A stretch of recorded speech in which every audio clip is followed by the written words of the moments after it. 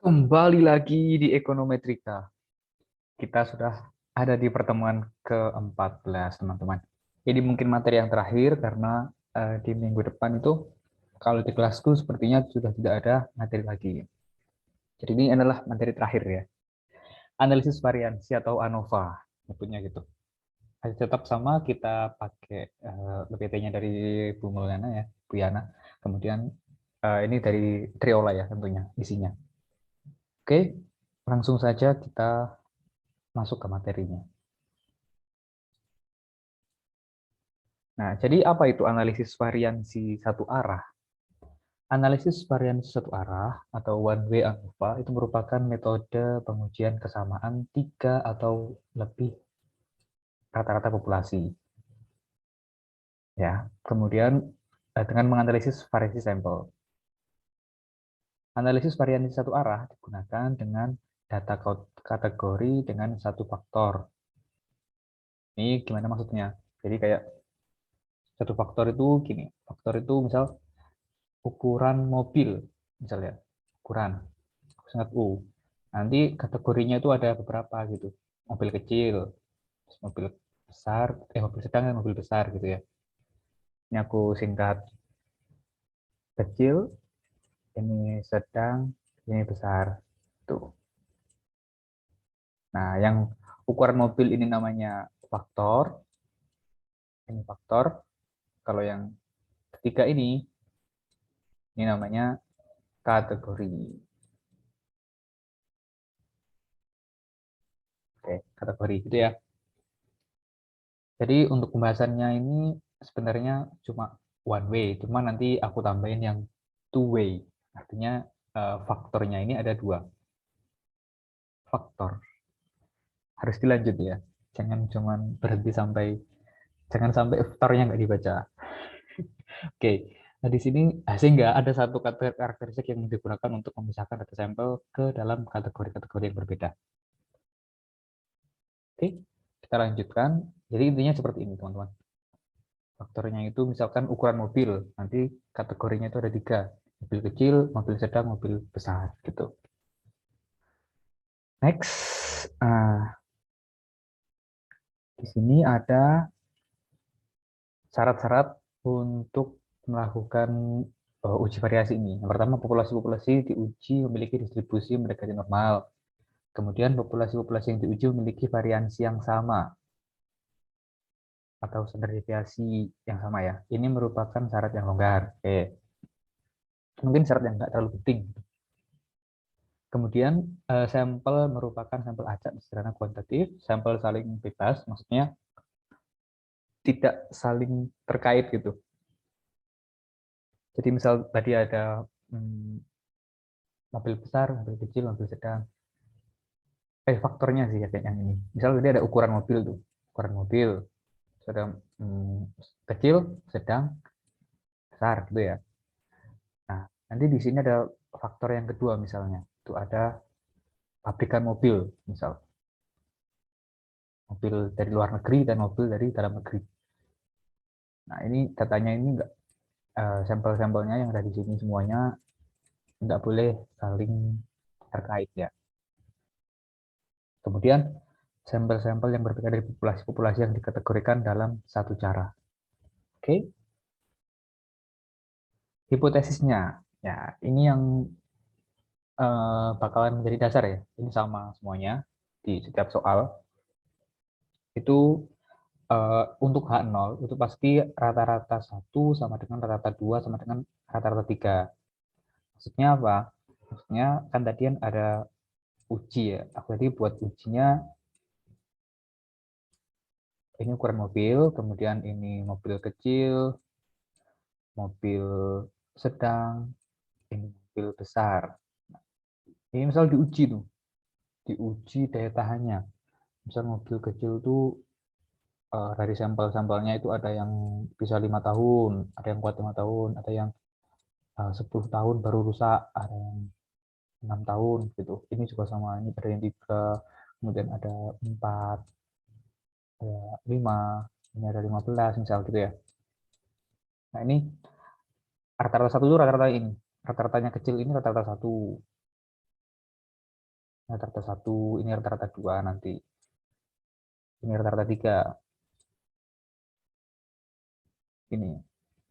Nah, untuk H0 ini hipotesisnya itu rata-ratanya sama. Hipotesisnya itu rata-ratanya sama.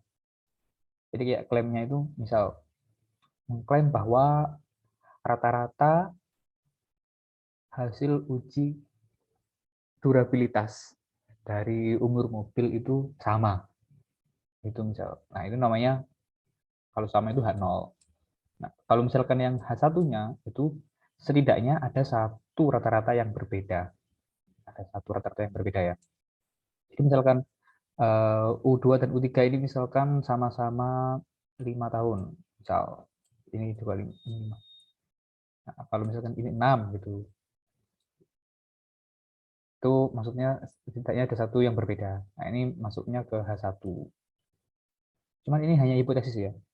Ini hanya hipotesis, jadi kita harus melakukan uji. Tidak bisa kita cuma langsung melihat yang ada di sini. Kalau misalkan orang awam ya itu ya lihatnya dari sini. Cuman kalau misalkan dilakukan uji itu akan mendapatkan treatment yang lebih dalam. Oke, sekarang untuk mencarinya kita akan menggunakan p-value, menggunakan statis, Minitab, Excel, StatCrunch apa ya ini ya? Aku nggak tahu sih. Yang aku tahu cuman statis sama Excel. Nah, sebenarnya bisa juga pakai uji F ya.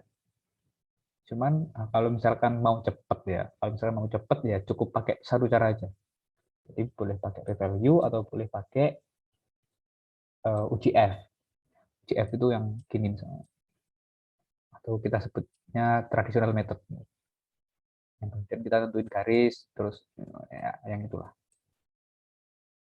Oke,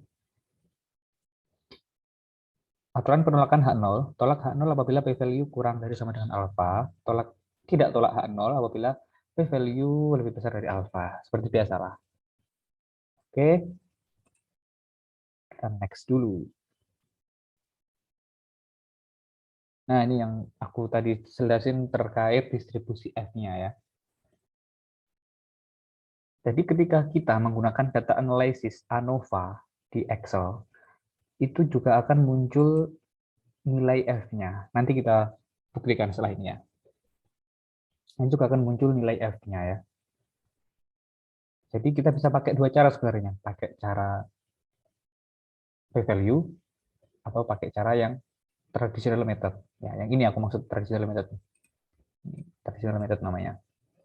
Nah, kalau pakai ini, pakai UGF atau pakai traditional method itu di sini dijelaskan ada sifat-sifatnya, yaitu distribusi F tidak simetris. Ini tidak simetris nih. Maksudnya di kanan kirinya sama. Kemudian distribusi F tidak dapat bernilai negatif. Nah, ini sumbu Y ya. Sumbu Y. Dia itu semuanya ada di kanan Y. Ada di kanannya Y semua. Jadi ini nilainya nggak mungkin negatif UGF itu. Kemudian bentuk yang tepat dari distribusi F bergantung pada dua derajat kebebasan yang berbeda. Oke. Kalau di sini kita lihat ya. Ini kalian harus ingat ya materi ini ya. Di sini ada garis. Ini namanya apa, anak-anak? Ini namanya F kritis ya. Nanti di ANOVA tulisannya F strip gitu. Jelek sekali. F strip. Nah, kalau di ANOVA itu nyebutnya gini. Kalau garis kita, misalkan garis kita jatuh di sini, berarti apa? Berarti dia itu ditolak karena jatuh di apa namanya? Critical region. Ini nih, yang warna merah ini namanya critical region. Kalau garisnya jatuh di sini berarti dia ditolak. Kalau jatuh di sini garisnya itu diterima atau file to reject H0. Oke. Ini kalau di ANOVA nanti disimbolkan dengan huruf F itu angkanya. Nanti aku kasih tahu. Oke. Sekarang kita lanjut dulu ya.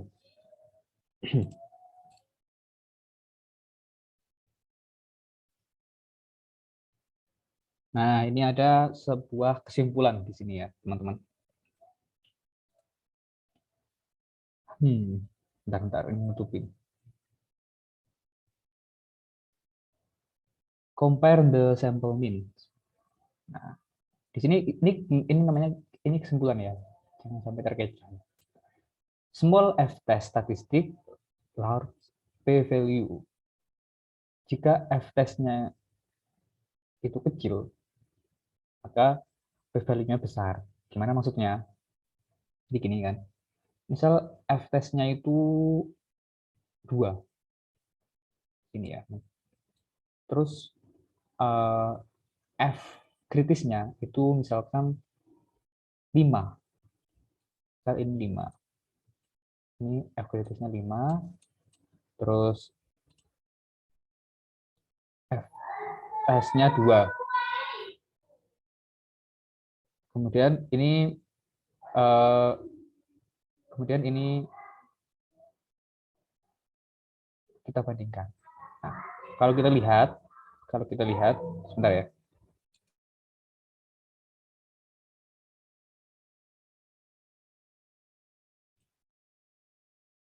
Nah, ini kalau kita lihat, kan uji F itu uji sebelah kanan, berbeda dengan tabel yang lainnya. Kalau T itu dihitungnya di kirinya kan, value-nya. Kalau F itu di kanannya, ingat, F itu di kanannya. Jadi kalian harus ingat ya. Paham nggak sih? Paham. Jangan ngawur ya. Nah, ini F ini dihitungnya di kiri. Jadi semakin kecil F testnya, maka P value-nya juga semakin besar. Nah, ini 2. P value-nya segini nih. Kalau misalkan F-nya 1, nah, P value-nya lebih besar lagi kan. Nah, segini. Kalau misalkan P value-nya 0,5, segini. Ya, P value-nya lebih besar lagi. Gitu ya. Jadi, semakin kecil F testnya, nilai P value itu akan semakin besar. Dan itu juga sebanding nanti kesimpulannya. Misal tadi ya, di sini ada 2 gambar nih. Kalau di sini small f test, berarti f-nya di sini. Terus f kritisnya di sini. Ini 5. Ini 5, ini 2. Kalau di gambar yang sebelah kanan itu large f test. Berarti f-nya lebih besar daripada f kritisnya, gitu maksudnya. Jadi dia di sini. Misal dia 6. 6 ini 5. Nah, p-value-nya juga akan mengikuti. Kalau di sebelah kiri ini p-value-nya lebih besar. P-value-nya segini. Atau area yang ada di sebelah kanannya semuanya. Kalau yang di sini p-value-nya kecil, cuma segini. Nah, itu maksudnya small p-value dan large p-value. Ini sebenarnya konsep yang sudah kita hadapi atau sudah kita pahami seharusnya di UTS. Jadi kalau kalian ingat, ini bisa di skip aja sih. Ya.